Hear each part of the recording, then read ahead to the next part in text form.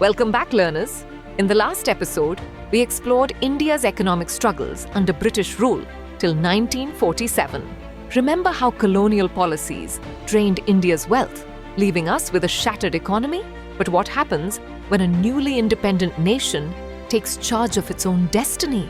The dawn of freedom brings new hopes and new challenges. By 1950, the leaders introduced a mixed economy, combining the fairness of socialism and the efficiency of capitalism to shape India's future. Let's start with the process of economic planning. Have you ever thought about what happens when a country plans its growth like a project?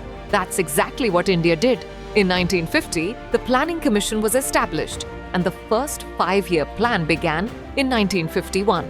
This plan focused on agriculture and irrigation, acting as a roadmap for achieving the 4 big goals: growth, modernization, self-reliance, and equity. It was the starting point for rebuilding the nation. Now let's move to the revolution in agriculture. What's the one thing a country with a vast population cannot afford to compromise on? Food security. Agriculture, the backbone of India's economy, got a major boost with the Green Revolution in the mid-1960s.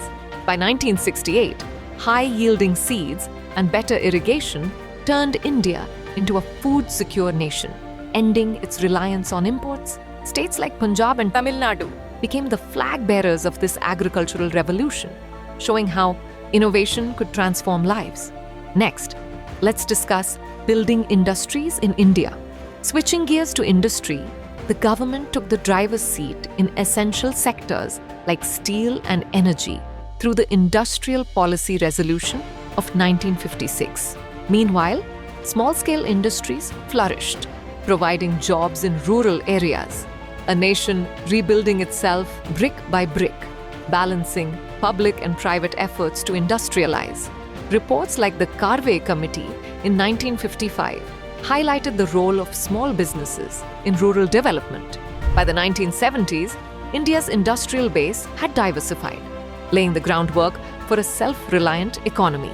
Finally, let's explore self-reliance through import substitution. How do you protect your industries when global giants dominate the market? India's answer was import substitution, which encouraged domestic production instead of relying on foreign goods.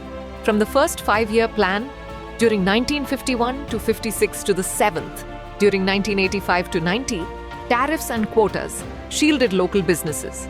But by 1990, this approach faced criticism for stifling innovation and limiting global competitiveness.